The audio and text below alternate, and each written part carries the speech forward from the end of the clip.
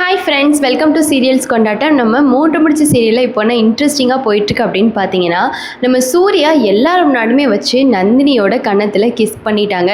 இவ்வளோ நாள் romance scene நடக்குமா நம்ம காத்துட்ருந்தோம். ஆனால் இப்போ வந்து அந்த சீன் வந்து நடக்க போகுது. இந்த வீடியோவில் ஒரு பெரிய ட்விஸ்ட் ஒன்று இருக்குது. ஸோ வீடியோவை ஃபுல்லாக வாட்ச் பண்ணுங்கள். அப்போ தான் அந்த ட்விஸ்ட் என்ன, சீன்ஸ் என்ன அப்படிங்கிறத நீங்கள் மிஸ் பண்ணாமல் பார்க்க முடியும். இந்த வீடியோவுக்கு ஒரு லைக் கொடுத்துட்டு நம்மளை இன்னும் சப்ஸ்கிரைப் பண்ணாமல் இருந்தீங்கன்னா சப்ஸ்கிரைப் பண்ணிக்கோங்க. வாங்க இப்போ நம்ம வீடியோக்குள்ளே போயிடலாம்.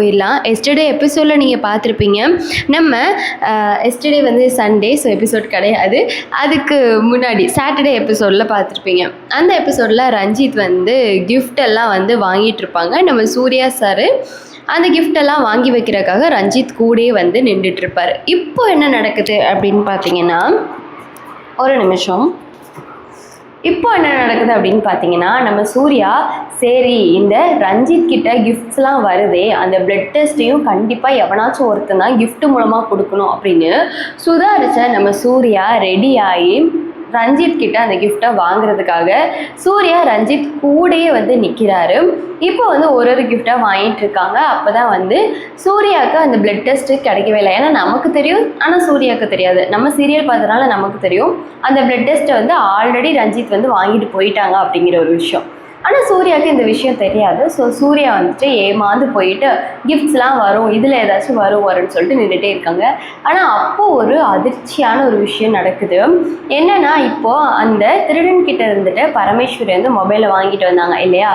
அப்போது இப்போ கிஃப்ட்டு கொடுக்குற மாதிரி பரமேஸ்வரி தான் என்ன பண்ண போகிறாங்கன்னா, ரஞ்சித்துக்கு ஒரு மொபைலை வந்து கிஃப்ட் கொடுக்குற மாதிரி கொடுக்க போகிறாங்க. ஓகேவா? அப்போ தான் வந்துட்டு பரமேஸ்வர் வந்து கிஃப்ட்டு கொடுக்குற மாதிரி ரஞ்சித்துக்கு வந்து கிஃப்ட்டு கொடுக்குறாங்க. நம்ம சூர்யா தான் அதை வாங்கி வைக்கிறாங்க. ரஞ்சித்துக்கு ஒரே பயம், சூர்யா வந்து இந்த கிஃப்ட்டை திறந்து பார்த்துருவானோ, இவனில் வந்து எல்லா கிஃப்ட்டையும் வாங்கி வைக்கிறான், என்ன தான் பிளான் பண்ணுறானே தெரிய மாட்டேங்குது அப்படின்னு சொல்லிட்டு ரஞ்சித்துக்கு சூர்யா மேலே ஒரே பயமாகவே இருக்குது. ஆனால் சூர்யா வந்து கிஃப்டெல்லாம் வாங்கி மட்டும் தான் வைக்க முடிஞ்சிச்சு. ஆனால் சூர்யானால் ஒரு தனி இடத்துக்கு போய் அந்த கிஃப்டில் என்ன இருக்குது ஏது இருக்குது அப்படின்னு பிரித்து பார்க்கவே முடியல. அப்படிங்கிற மாதிரி சூழ்நிலை இருந்துகிட்ருக்கு. உடனே சூர்யா கிஃப்டெல்லாம் வந்து வாங்கி முடிச்சுட்டு சூர்யாவுக்கு எந்த ப்ரூஃபும் எந்த ஆதாரமே கிடைக்கல. அதோட சூர்யா வந்து வந்துட்டு தான் நந்தினியே இந்த பக்கம் வந்து தேடிட்டு இருக்காங்க. இவன் எங்கே போனால், கல்யாண மண்டபத்தை விட்டு வெளியே போயிட்டாலோ, என்ன பண்ணுறான்னு தெரியலையே அப்படின்னு சொல்லிட்டு நந்தினியை பார்க்குறதுக்காக சூர்யா வந்து ஓடோடி வராங்க. வந்தால் நம்ம நந்தினி வந்து யதார்த்தமாக வந்துட்டு அந்த ஃபோனே தான் வந்துட்டு தேடிட்டே இருக்காங்க. தேடிட்டே இருக்கும்போது நந்தினிக்கு அந்த ஃபோன் வந்து கிடைக்கவே இல்லை. கிடைக்காத பட்சத்தில் நம்ம சூர்யா வந்ததுக்கு அப்புறமா நந்தினி ஃபோனை தேடாத மாதிரி வந்துட்டு சீன் போடுறாங்க. அப்போ தான் வந்து சூர்யா நந்தினி கிட்ட இவ்வளோ நாள் ரஞ்சித் பற்றி டவுட் சொல்லாமல் இருந்தாங்க இல்லையா? ஸோ சூர்யா வந்து நந்தினி கிட்ட இப்போ எல்லா விஷயத்தையுமே சொல்கிறாங்க. நந்தினி உங்ககிட்ட நான் ஒரு விஷயத்தை பற்றி பேசணும், தயவு செஞ்சு கொஞ்சம் நில்லு, எங்கேயும் வந்து போயிட்டுருக்காது அப்படின்னு சொல்லிட்டு பேசணுன்னே நந்தினி சொல்லுங்கள் சூர்யா சார், என்ன சார் அப்படின்னு சொல்லிட்டு கேட்டோன்னே, இல்லை நந்தினி, இந்த மாதிரி எனக்கு ரஞ்சித் மேலே ஒரு பெரிய டவுட் இருக்குது. அவன் என்னமோ பண்ணுறான் நந்தினி, அதுதான் என்னன்னு தெரியல. அவனோட பிளட் சாம்பிளை எடுக்கிறதுக்காக நான் அவனோட வீட்டுக்கு போயிருந்தேன். பிளட் சாம்பிளெல்லாம் எடுத்து முடித்தேன். அந்த பிளட் சாம்பிளை ஹாஸ்பிட்டலில் செக்கப்புக்காக கொடுத்துட்ருந்தேன். நான் விவேக்கை விட்டு தான் அந்த பிளட் சாம்பிளை வாங்கணும் அப்படின்னு சொல்லியிருந்தேன். ஆனால் விவேக்குக்கு முன்னாடியே அங்கே போயிட்டு யாரோ பிளட் சாம்பிளை விவேக்கோட பேரை சொல்லி வாங்கியிருக்காங்க.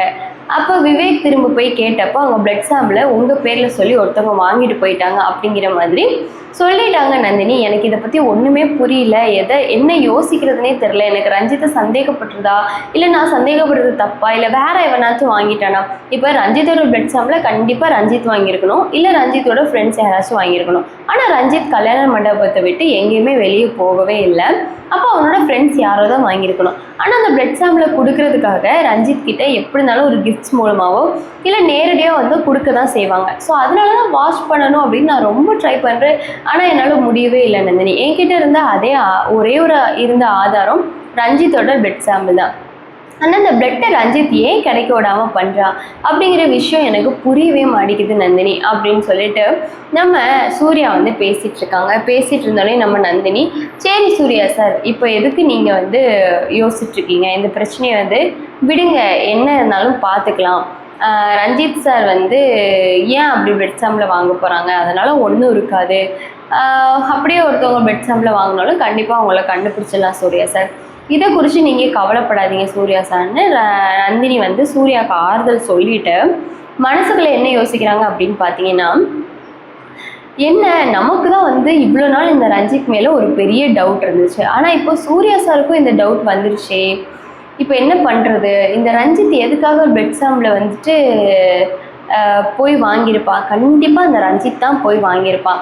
ஏன்னா எப்படினாலும் ஒன்று கல்யாண மண்டபத்துக்குள்ள வந்துட்டு ரஞ்சித் ஓயாமல் சுரேகாமாவை விட்டுட்டு போனான். அந்த கேப்பில் ஒன்று வாங்கியிருக்கணும். அப்படி இல்லைன்னா கல்யாண மண்டபத்துக்குள்ளே வர்றதுக்கு முன்னாடியே ரஞ்சித் வந்து வாங்கியிருக்கணும் அப்படின்னு சொல்லிட்டு நந்தினி வந்து ரொம்ப ஆழமாக யோசிக்கிறாங்க. யோசிச்சுட்டு இருக்கும்போதே நம்ம சூர்யா, நந்தினி இப்போ என்ன நீ யோசிச்சுட்டு இருக்க? ஸ்டேஜுக்கு போக மாட்டேன்னு தான் நானும் சொன்னேன். ஆனால் என்ன பண்ண, நம்ம டேடி நம்மக்கிட்ட எவ்வளோ தூரம் கெஞ்சி கேட்டாங்க, சுரேகாவோட கல்யாணத்தை நீயும் நந்தினி தான் நடத்தி வைக்கணும். அதனால டாடிக்காக நான் வந்து ஸ்டேஜுக்கு போக தான் செஞ்சேன். அதனால ஆஸ் அ ஒய்ஃபாக நீயும் வா, நம்ம திரும்பியும் ஸ்டேஜுக்கு போகலாம். அவங்க என்ன அசிங்கப்படுத்தினாலும் என்ன அவமானப்படுத்தினாலும் பரவாயில்ல, பார்த்துக்கலாம், வா. கல்யாணங்கிறது கடைசி தான். இதுக்கப்புறம் சுரேகாவை நம்ம பார்ப்போமா பார்க்க மாட்டோமான்னு கூட தெரில. சுரேகா என்னையும் தான் அவமானப்படுத்தினா. ஆனால் என்ன பண்ண, அவளோட வயசு அப்படி இருந்துட்டு போட்டோம், அவளோட சின்ன பொண்ணு தானே, அவள் அப்படி பேசுகிறதெல்லாம் நம்ம எதுவும் எடுத்துக்க வேண்டாம் அப்படின்னு சொல்ல, ஐயோ சூர்யா சார், இப்போயாச்சும் உங்களுக்கு இப்படி ஒரு அறிவு ஞானக்கண் கடவுள் உங்களுக்கு திறந்தாரே. நான் தானே இதை ஃபஸ்ட்டே சொன்னேன், நம்ம ஸ்டேஜுக்கு போகலாம். யார் ஹரிதாவோட அப்பா காலில் விழுந்தாதான் என்ன, அவர் எனக்கு ஐயா மாதிரி தானே அப்பா மாதிரி தானே அப்படின்னு நான் சொன்னேன்ல சார். நந்தினி, அதுக்காக நீ யாருக்காலையும் விழலாம் கூடாது நந்தினி. ஸ்டேஜுக்கு வரேன்னா வா, 2 பேரும் போகலாம். போயிட்டு நம்ம வாட்டில் நிற்போம். எதுவுமே வந்துட்டு யாருக்கிட்டையும் எதுவுமே பேச்சுவார்த்தை வச்சுக்க வேண்டாம். கல்யாணம் முடிகிற வரைக்கும் நின்று தானே ஆகணும் நந்தினி அப்படின்னு சொல்ல உடனே நந்தினி, சூரிய சார் வேண்டாம் சார், நான் ஸ்டேஜுக்கெலாம் வரல சார், நான் வந்து விஜயக்கா வீட்டுக்கு போகிறேன் சார் அப்படி சொல்கிறாங்க. விஜயக்கா வீட்டுக்கு போறியா? விவேக்கே வந்து இங்கே வந்துட்டா விஜயக்கா வீட்டுக்கு போறியா அப்படின்னு சொன்னோன்னே, இல்லை சூர்யா சார், விஜயக்காவுக்கு இந்த மாதிரி உடம்பு சரியில்லை, அதனால. சரி, நீ ஸ்டேஜுக்கு வந்துட்டு மட்டும் போயிரு. நான் இப்போ ஒரு சூப்பரான ஒரு பிளான் வச்சுருக்கேன். அந்த பிளானை பார்த்துட்டு அந்த குட்டி சாத்தான்லேருந்து அந்த மாதவிலேருந்து கல்யாண பொண்ணு சுரேகாலேருந்து எல்லாருமே பெரிய ஷாக் ஆக போகிறாளுங்க பாரு. இதுக்கப்புறம் வந்து உன்னை அசிங்கப்படுத்தின அதே ஸ்டேஜில் எத்தனை பேர் வந்து நீ என் பொண்டாட்டி இல்லைங்கிற மாதிரி உன்னை கேவலமாக பார்த்தாங்களோ அத்தனை பேருக்கு முன்னாடி நான் உன்னை பெருமைப்படுத்த போகிறேன். இப்போது இந்த ஒரு தடவை மட்டும் வந்துட்டு போன்னு சொல்லிட்டு நந்தினியை சொல்ல, நந்தினிக்கு ஒன்றுமே புரியல. என்ன பண்ண போகிறான்னு தெரியல இந்த சூர்யா சார், ஐயோ அப்படி சொல்லிட்டு நந்தினி பயத்தோடு தான் வந்து ஸ்டேஜுக்கே போகிறாங்க. ஸ்டேஜுக்கு போனால் தான் நம்ம சூர்யா எல்லாருக்குமே பெரிய ட்விஸ்ட்டு கொடுக்குற மாதிரி நந்தினி இஸ் மை ஒய்ஃப் அப்படின்னு சொல்லிட்டு நந்தினியை கன்னத்துலேயே வந்து கிஸ் பண்ணிட்டாங்க. கிஸ் பண்ணிட்டு இங்கே இருந்த குழப்பத்துக்கு என் ஒய்ஃப் காரணமாகவே இருந்தாலும் என் ஒய்ஃப் எல்லோரும் மன்னிச்சிருங்க, என்ன வேணால் நடந்திருக்கலாம், எங்கள் ஃபேமிலி விஷயத்தை பற்றி யாரும் தப்பாக குறை பேச வேண்டாம், இவ தான் என்னோட பொண்டாட்டி, நான் தாலி கட்டின பொண்டாட்டின்னு சொல்லிட்டு நந்தினியோட தாலியும் வந்து எடுத்து காட்டுறாங்க. இது உங்களுக்கு பிடிச்சிச்சுன்னா இந்த வீடியோ லைக் பண்ணுங்கள். நெக்ஸ்ட் ஒரு வீடியோவில் பார்க்கலாம். டாடா.